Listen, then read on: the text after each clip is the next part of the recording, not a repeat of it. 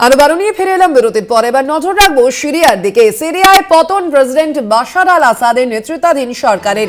বিদ্রোহের মুখেই দেশ ছেড়ে পালালেন প্রেসিডেন্ট আসাদ, এমনটাই জানা যাচ্ছে। আপনাদের জানিয়ে রাখি, বাথ পার্টির 5 দশকের শাসনের অবসান বলে এই বিষয়টিকে দাবি করা হয়েছে বিদ্রোহীদের পক্ষ থেকে। সিরিয়ার প্রধানমন্ত্রী বিদ্রোহীদের সঙ্গে সহযোগিতা করবেন বলেও জানিয়েছেন।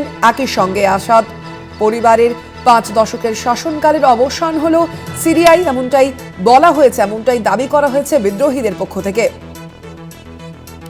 আজই দামাস্কাস ছেড়ে পালিয়েছেন সিরিয়ার প্রেসিডেন্ট বাশার আল আসাদ। بالنازعات وبالمسد أقسمت أن يفنى الأسد بالعاديات الموريات وبالبلد।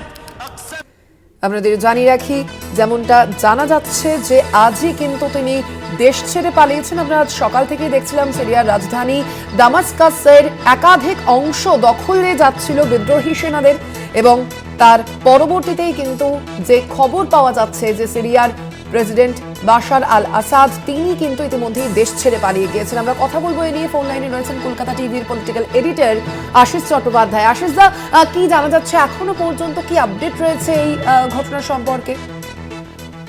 দেখো, বড় খবর কদিন ধরেই আসছিল সিরিয়া থেকে, এবং অবশেষে কাল রাতে সম্ভবত বিদ্রোহীরা সিরিয়ার রাজধানী দামাস্কাস দখল করে নিয়েছে, এবং শেষ মুহূর্তে বিমানে করে সে দেশের যিনি প্রেসিডেন্ট ছিলেন এতদিন ধরে, 2000 সাল থেকে টানা 24 বছর প্রেসিডেন্ট ছিলেন প্রেসিডেন্ট বাশার আল আসাদ, তিনি এরোপ্লেনে করে পালাবার চেষ্টা করেছেন। কোনো অসমর্থিত সূত্রের খবর যে তার বিমান আকাশে ওড়ার সঙ্গে সঙ্গেই তাতে গুলি লাগে। বিমানটি দ্রুত পতনের খবরও কোনো সূত্র থেকে বলা হচ্ছে। সেক্ষেত্রে বিমানটিকে যদি গুলি করে নামানো হয়ে থাকে, তাহলে প্রেসিডেন্ট যিনি ছিলেন আসাদ, তার বেঁচে থাকার সম্ভাবনা কম। এক কথায় বলা যেতে পারে সিরিয়া বিদ্রোহীদের দখলে। এখন এই যে ঘটনা ঘটছে তার দীর্ঘ ইতিহাস আছে। 2011 সালে এই আসাদেরই শাসনের বিরুদ্ধে সেদেশের সাধারণ মানুষ বিদ্রোহ করে, যেটা আরব স্প্রিং বা আরব বসন্ত বলে চিহ্নিত করা হয়। সেই সময় সিরিয়ার সেনাবাহিনীর সাথে এই বিদ্রোহীদের, যারা গণতান্ত্রিক সংস্কার চেয়েছিল, তাদের মধ্যে সংঘর্ষ হয়, এবং সেবারে আসাদের নেতৃত্বাধীন সেনাবাহিনী তারা জিতে যায়। কিন্তু এখন এবারে আর আসাদ তার দুর্গ সামলাতে পারেননি, আসাদের পতন হয়েছে, এ বিষয়ে এখন নিশ্চিত করেই বলা যায়। এখন সারা পৃথিবীতে বিভিন্ন জায়গায় যে যুদ্ধ শুরু হয়েছে গত কয়েক বছর ধরে, তার যে চরিত্র বা ভারসাম্য এই ঘটনার ফলে দ্রুত বদলে যেতে পারে। সিরিয়ার ঘটনা সম্পর্কে মার্কিন দেশের মনোভাব, রাশিয়ার মনোভাব, ইসরায়েলের মনোভাব, এসবগুলোই কিন্তু খুব গুরুত্বপূর্ণ। আমরা দেখেছি যে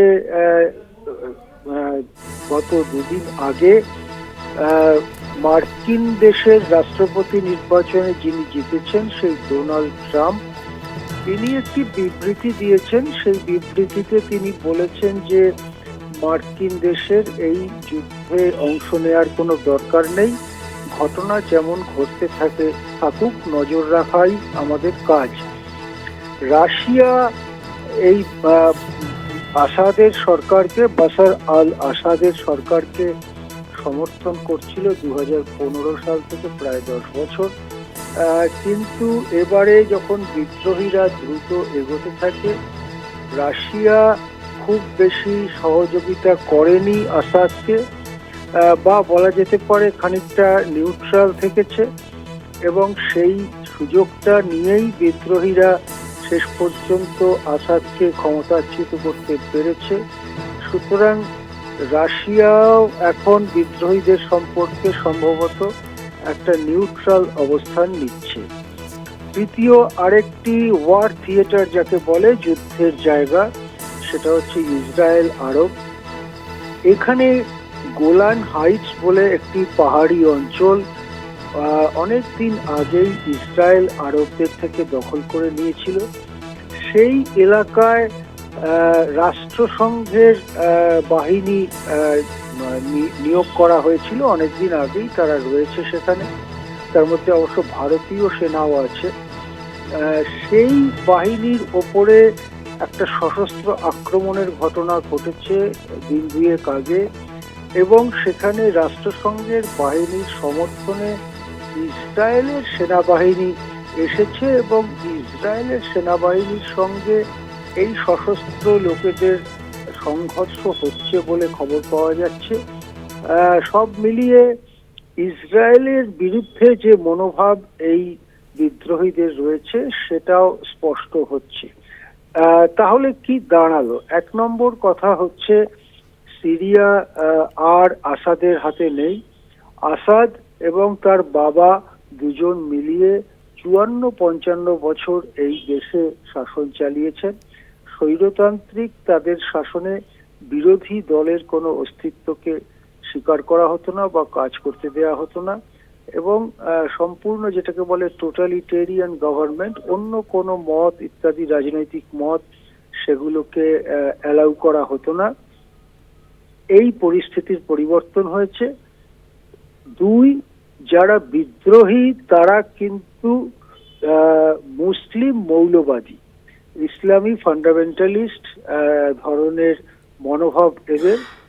এরা সিরিয়া দখল করবার পরে কিভাবে সরকার গঠিত হয়, সিরিয়ার যে বর্তমান সেনাবাহিনী, সেই সেনাবাহিনীর সঙ্গে এদের সম্পর্ক কি হয়, সেনাবাহিনী পুরো ভেঙে যায়নি, সেনাবাহিনী রয়েছে, তাদের একটা অংশ আসাদের সমর্থনে লড়াই চালিয়ে যেতে ইচ্ছুক কিনা সেগুলো আমাদের দেখতে হবে।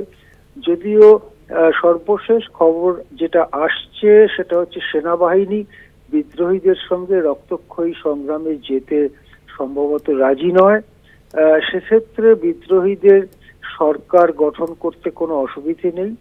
কেমন সরকার সেটা হবে, আরেকটি ইরান ধরনের মৌলবাদী ইসলামিস্ট সরকার হবে কিনা সেটা আমাদের দেখতে হবে।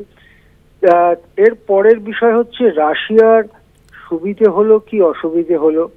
রাশিয়া সিরিয়ার এই আসাদকে, প্রেসিডেন্ট আসাদকে সমর্থনের মধ্য দিয়ে সিরিয়ার আকাশ সীমা, সিরিয়ার স্থলসীমা ইত্যাদি সামরিক কাজে ব্যবহার করতে পারত। বাণিজ্যিক সম্পর্ক ছিল সিরিয়ার সঙ্গে, সেগুলো কি রাশিয়া হারাবে সেটা দেখতে হবে। মার্কিন যুক্তরাষ্ট্রের যে ভূমিকা সেটা নিউট্রাল বলেই এখনো পর্যন্ত মনে হচ্ছে। শেষ পর্যন্ত তারা এই যুদ্ধে জড়িয়ে পড়বে কিনা। এছাড়াও রয়েছে আরব দুনিয়া এবং ইরানের ভূমিকা, এবং অবশ্যই ইসরায়েলের সঙ্গে সংঘর্ষের ভূমিকা। সব মিলিয়ে পরিস্থিতি কোন দিকে যায় সেদিকে আমাদের নজর রাখতে হবে। অবশ্যই সেদিকে আমাদের নজর থাকবে। আপাতত ধন্যবাদ আপনাকে। আমরা কথা বলছিলাম, ফোন লাইনে ছিলেন কলকাতা টিভির পলিটিক্যাল এডিটর আশিস চট্টোপাধ্যায়। সিরিয়ায় পতন হলো প্রেসিডেন্ট বাশার আল আসাদের নেতৃত্বাধীন সরকারের, এবং বিদ্রোহের মুখেই দেশ ছেড়ে পালালেন ইতিমধ্যেই প্রেসিডেন্ট আসাদ। যেমনটা জানা যাচ্ছে যে বাথ পার্টির 5 দশকের শাসনের অবসান ঘটানো হয়েছে, এমনটাই কিন্তু বার্তা দেওয়া হয়েছে বিদ্রোহীদের পক্ষ থেকে। আজ সকাল থেকেই কিন্তু রাজধানী দামাস্কাসের একাধিক অংশ ঘেরাও করে ফেলে বিদ্রোহীরা, এবং তাদের সেই বিদ্রোহের মুখে পড়েই প্রেসিডেন্ট বাশার আল আসাদের নেতৃত্বাধীন সরকারের পতন হলো।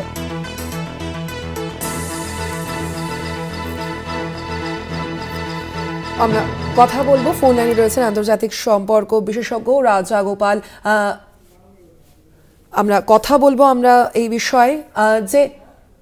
বিষয়ে আপনার কাছে জানতে চাইবো রাজগোপাল বাবু, যে এই যে সিরিয়ার এই পরিস্থিতি, ইতিমধ্যেই যেমনটা আমরা জানতে পারছি যে পতন হয়েছে প্রেসিডেন্ট বাশার আল আসাদের নেতৃত্বাধীন যে সরকারের, সেক্ষেত্রে যারা বিদ্রোহী রয়েছে তাদের রাজনৈতিক কি অবস্থান, প্রথমেই জানতে চাইবো এই বিষয়টি। হ্যাঁ, দেখুন, যে যারা বিদ্রোহ করেছে সেই 2011 সালে থেকেই বিদ্রোহ চলছে সিরিয়াতে, যে ধরনের গভর্নমেন্ট আছে, যদিও সেটা রিপাবলিক গভর্নমেন্ট, সেটা একটা অটোক্রেটিক গভর্নমেন্ট। এই আল বাশারের যে গভর্নমেন্ট যেটা রয়েছে একেবারে অটোক্রেটিক, সেখানে গণতন্ত্রের মানুষের কোনো স্বাধীনতা নেই।